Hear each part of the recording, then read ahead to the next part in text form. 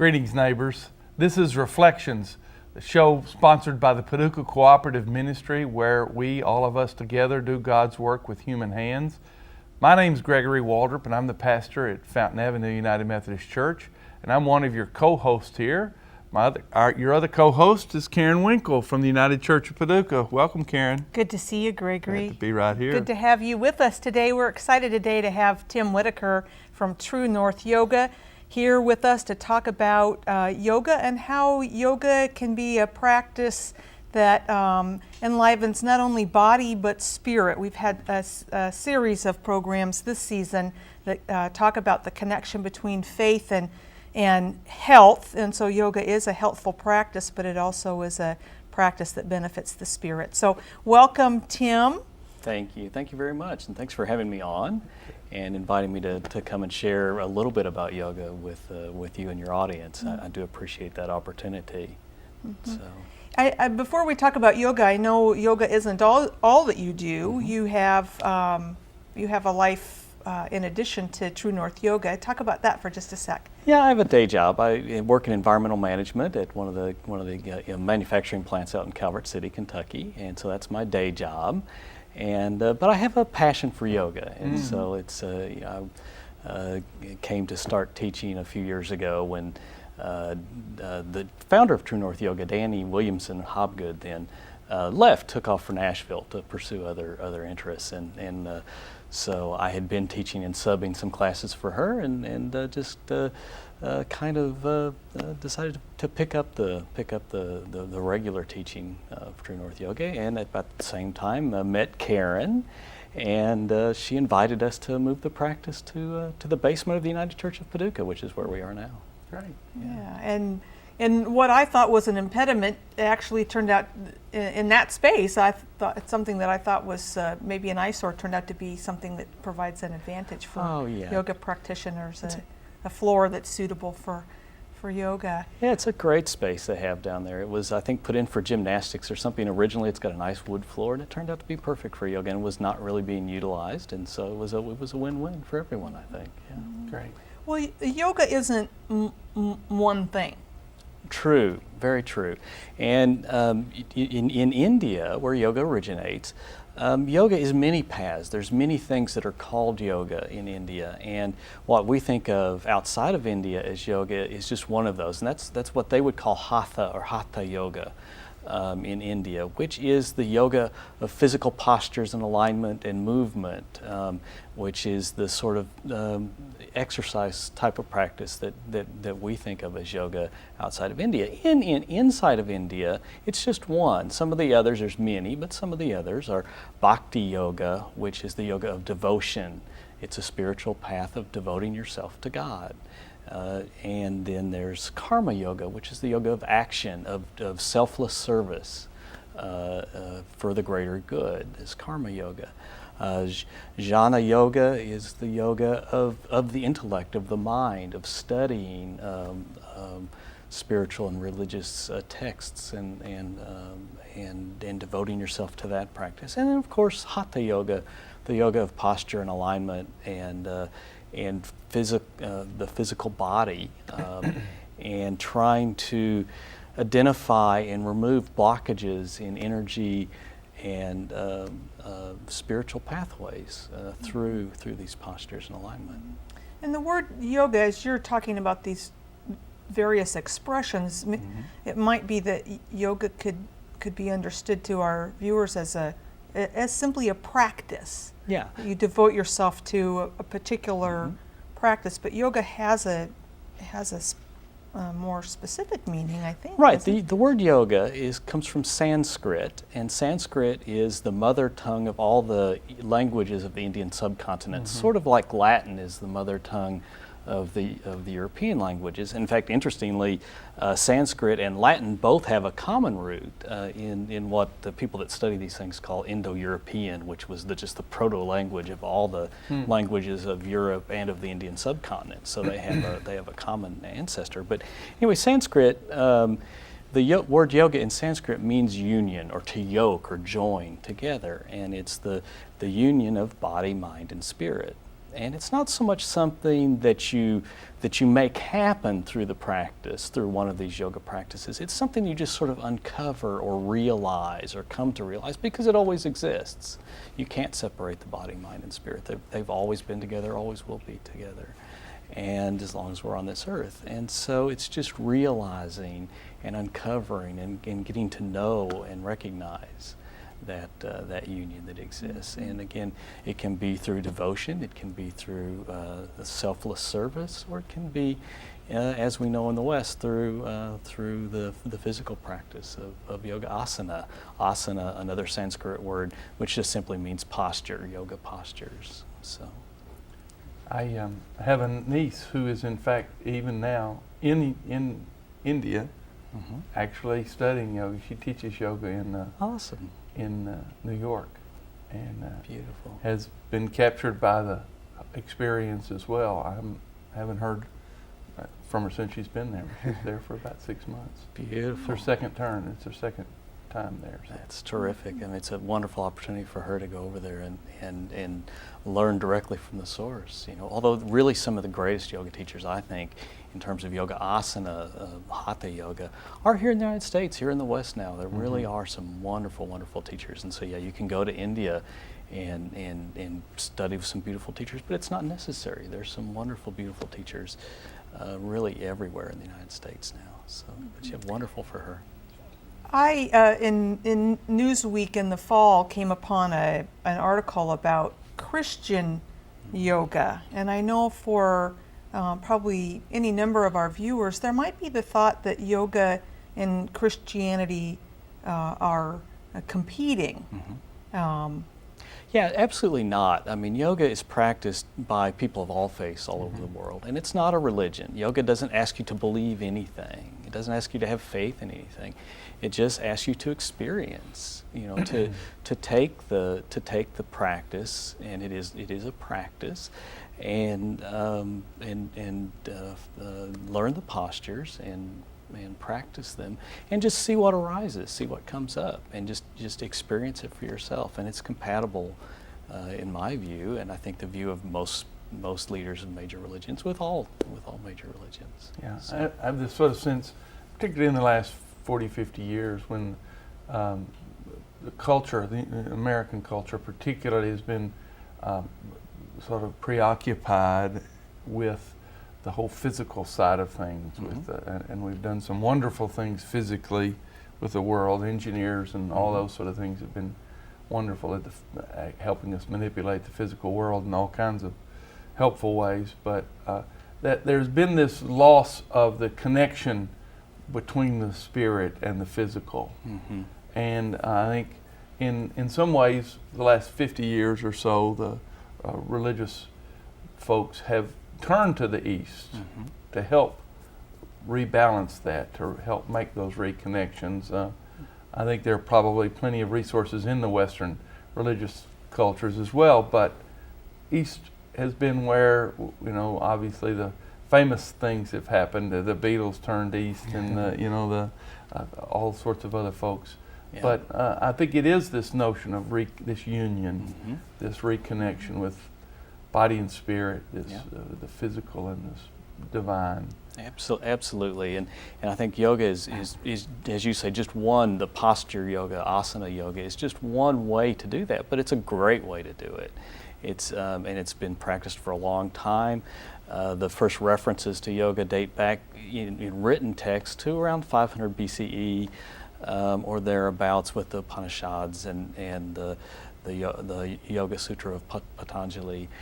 But more all the way up through now, what we practice as yoga, the hatha yoga, comes more from the 15th century India, from the yoga of Paducah, and but so they've really never lost it. You know, they've carried that system through. Where I think maybe in some of the Western religions, where there was more of a recognition of the role of the body in your spiritual life and the maintenance of it, I think it's something that they never really lost in India, in the Eastern religions. So yeah, it's something we can learn from, and maybe kind of help rediscover some of our own practices, I hope. Yeah. Tell us just a little bit about what if we came to one of the True North yoga classes, what we might expect? Is there music? Is there Sure. conversation? Is it all in silence? What's the... Sure, and I think maybe the larger picture. There's many within Hatha Yoga, within Yoga Asana, the physical practice of yoga. There are many paths there as well. There are many types and styles in what we call traditions of yoga, and there's really one out there that suits everyone. The one I teach is a fairly vigorous vinyasa flow, sometimes called power yoga, and it comes from a fellow named Krishnamacharya in India, and he developed what was called Ashtanga yoga, and he's still living. Krishnamacharya is still living, and he developed this yoga, which is flowing yoga. We flow from one posture to the next posture. Sometimes we'll pause and we'll hold one for a few breaths, but mainly it's a flowing practice. And so it might look to someone almost more like a gymnastics routine confined to a 2 by 6 foot mat, okay, than it would what more people might think of yoga, which is slower, more contemplative sort of practice. And there are those styles out there, but our practice is flowing. You probably will break a sweat. We do heat the room slightly. It's not a hot yoga. We don't, some styles of yoga will heat the room over 100 degrees Fahrenheit. We don't do that. We keep it around, probably 70 to 80. And we do play music, and I mix it up. We'll play some modern, more pop music. We'll play some Indian Eastern music, just come whatever strikes us on the day. And sometimes I'll take requests. Mm-hmm. My teacher would play the Rolling Stones. It was one of her favorites. So it's just whatever kind of seems to suit the mood of the day. So yeah, we'll play music. We'll usually start in a seated position, some quiet centering, and just kind of gathering our energy and kind of taking stock of what we're feeling in our body. Are there areas maybe where we want to protect if we're having issues with a knee or a shoulder or a hip or something like that? We kind of ask the students to take stock of that and keep those areas in mind, to kind of be led from within as well as by the teacher. And then once we've centered, we'll take some basic stretches, some forward bends, some twists to kind of limber up the body a little bit. And then we'll move into sun salutations typically. Sun salutations are what we call Surya Namaskar, are the classic warm-up from Ashtanga Yoga, which the Vinyasa yoga teachers like me have borrowed from Ashtanga Yoga. And which is just a series of postures that you move through repetitively that really work all the major muscle groups and all the major joint systems of the body. Just kind of takes them through the range of motions, stretches and strengthens all the major muscle groups.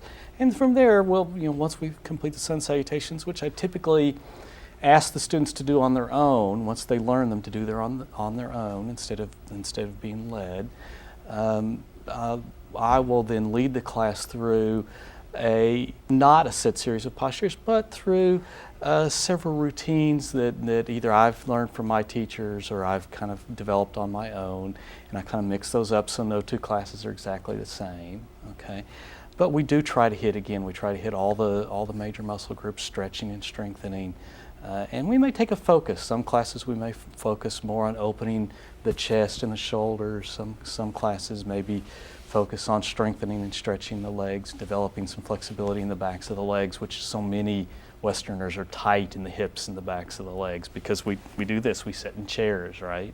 We sit in chairs, or maybe we lay in our beds, but we don't spend a lot of time sitting cross-legged on the floor or squatting or exploring the other ways, the other shapes these bodies can take. We typically have 3 shapes: standing, lying, and sitting in chairs, and that's really all we ever do as Westerners. And so so we kind of try to expand that a little bit. And so we'll work on opening the hips, opening the legs, opening the shoulders and chest.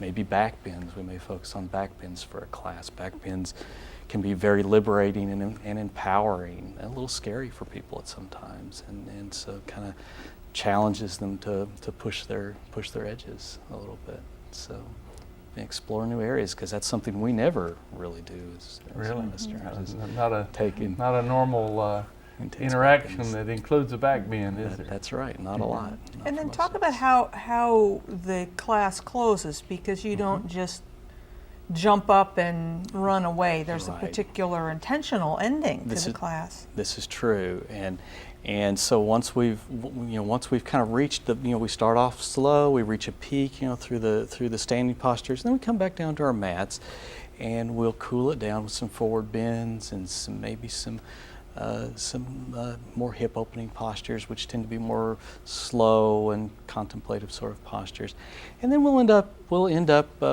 lying on our backs with the lights out, maybe just candlelight, in a pose called Shavasana, which translates to corpse pose. And so you're just lying on your back, eyes closed, and I'll talk you through a little guided relaxation, just a simple a breathing technique to reduce stress and to relax the body. Either progressive relaxation, relaxing the body progressively, or simply maybe just counting the breaths and taking the awareness and focus off the body and into the breath. And we'll stay there for 3 to 5 minutes in Shavasana. It's just a little meditation. And then I'll bring the class up out of that pose and back into a seated position for a blessing.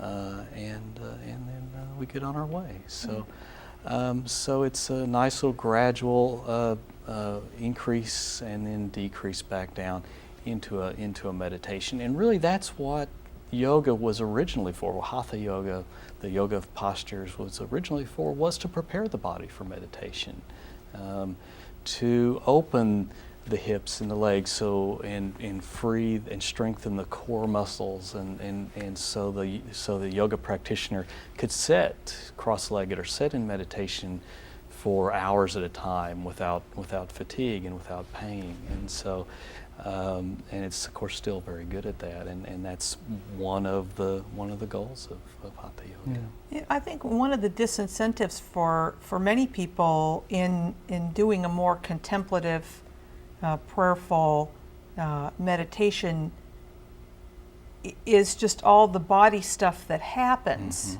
So okay, I'm going to spend 10 minutes in silent prayer, and then all of a sudden there's all kind of, the body starts speaking. And one of the things that I've found with yoga is, as a consequence of moving the body, I'm not going to sit in meditation for 5 hours or a day, but it does really it provides a way for the body also to rest, I think. So I've noticed after a class, when we sit for that meditation, that I don't have those usual kind of attention getters from my body that I get when I say, okay, I'm going to sit now for 20 minutes. And I think that's a great gift that yoga gives, is it really does enable the body to support the spirit in seeking some depth. It definitely does, and the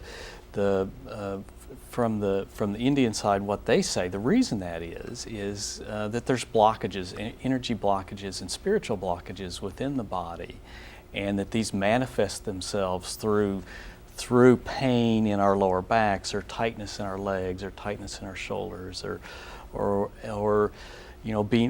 feeling spiritually stuck, feeling disconnected from the spirit, and feeling that the lack of union, that there's not perhaps a spiritual side to ourselves, and that those blockages can be cleared through these postures, through these practices, and through the opening up of these areas, the strengthening and stretching of the muscles, and the working of the joints, and keeping those joint systems healthy. That helps the flow of energy, the prana, as they call it, or life force in India, to help free the flow and passage of these life forces through the body, and that will open up these stuck places. And I think there's something to it. I think it's maybe not something that you can measure or see on an MRI, but I think there really is something happening there. One of the other branches of yoga now that is kind of really getting into this whole thing is yin yoga. And in yin, It's very long, slow, deeply held postures, not a lot of movement.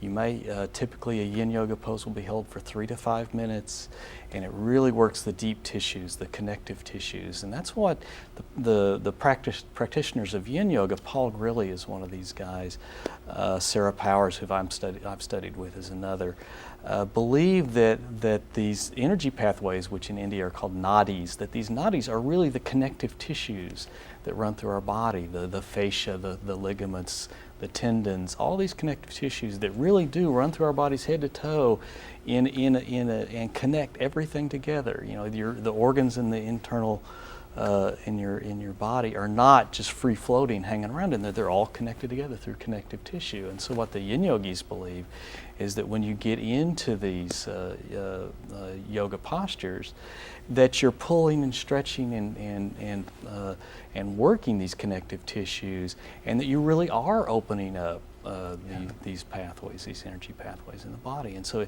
it does become a healing and restorative practice in that way. And I know I've felt that. Again, you know, I don't know why, I don't know how it works, but I do know I have felt that in my life, both from a physical standpoint, in terms of being healthier than I've ever been, you know, since I've really become a serious yoga practitioner, and just more spiritually connected. And both of those things have been very true for me. Yeah. That's interesting. I had sort of a semi-experience with this 30 years ago, 35 years ago, when I studied overseas, and there was a person, actually this person was Chinese, and he was a friend, and he encouraged me to think about, and as he called it, and he was obviously translating everything, he said, you need to exercise your organs more, your interior organs, you know, your kidneys and your heart. And I think he was talking about that connective tissue kind of thing. It's exactly what he's talking about. Is exactly what he was on about. And it was very fascinating because he sort of looked at my posture even and said, well, you know, you've had some lung issues and a couple of other things that were right. And he took it's a more holistic approach. Amazing, of looking at the whole body and how it interrelates, and how, you know, tightness and stuckness in one area can really affect your health in ways you'd never guess. And so, yeah. I know in your class, Tim, that there have been a number of people who have undergone, as a result of their involvement in your class and making some changes outside of class, who have really undergone some transformations physically. I wonder, are you aware of transformations that people are making spiritually as a consequence of the class? I don't really get into that side a whole lot in the class. I kind of let people find their own way there. And yes, I have had people tell me that there have been emotional barriers that have broken down. And you know, you see that sometimes when people get emotional in class, and they'll get into a pose and they do get an emotional release, and you'll see that. And from a spiritual side, again, I have had people tell me that they do experience something of an awakening, you know, which is the way it feels. You know, that's the way it feels when it felt to me when I started. You know, when I started taking the practice very seriously, it did feel like there was this awakening of the connection. You know, this sort of awareness of my spiritual side that maybe it had been dormant, you know, in myself. And I've had other people that have expressed that to me. Before we get away, the time's going quickly. There are what are the kind of things you offer? Are there levels? Obviously, you've got one going at the United Church, but can people come in and out of that? What's the sort of protocol there? Sure. We have myself and one other person teaching at the United Church now, and we have 3 different classes altogether. We have Gentle Bends classes, which Carolyn Roof teaches those, and they are for people that maybe aren't ready for a power yoga or vinyasa class. If you're looking for a slower, less physically demanding class, if you have fibromyalgia, or if you have bad knees or bad hips, something along those lines, that's going to be the class you probably want to start with. Okay. Otherwise, you may start with our Introduction to Power Yoga class, which is actually a free class. We do ask for food donations, which are given to Paducah Cooperative Ministry. Other than that, it's free, and it runs about 40 or 45 minutes. It's a great way to start a yoga practice. And then we have the Power Flow Yoga class, or the All Levels class, which comes right after that. And it's about an hour and 20 minutes or hour and a half, and is really the full Vinyasa Power Yoga experience. And really, it is all levels. If you're decent in decent physical shape and healthy, you can jump right into that, no problem. We modify the practice to make it accessible to everyone. So Clothing? Just anything you can move in. The not too heavy, because we do heat the room 70 to 80 degrees typically, and so sweatsuits, tracksuits probably not what you want to wear, but shorts and a t-shirt are fine. Anything you can move in. Some people like to practice in the spandex outfits. That's fine too. They're easy to move in. They breathe well, and so those are very comfortable to practice in. No shoes required. You do need a mat. I do have them available, but most people prefer to get their own yoga mat. They're widely available at most of the discount stores. And your schedule's on your website. The website, which is truenorthyoga.com. Yeah, truenorthyoga.com. And again, if power yoga is not your thing, there's the Gentle Bends class. If that's not your thing, then there's other yoga in Paducah. You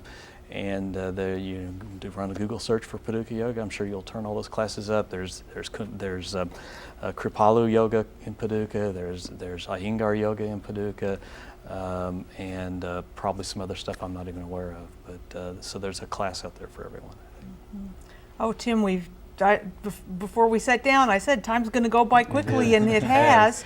Thank you so much for sharing about yoga and the connection between body and spirit, and the transformation of our beings. Thank you. You are what you're sharing. Thanks for having me. It's been a pleasure meeting you and seeing you and being here and sharing this with your audience. Good gift to our community. Thank you very much. Thank you.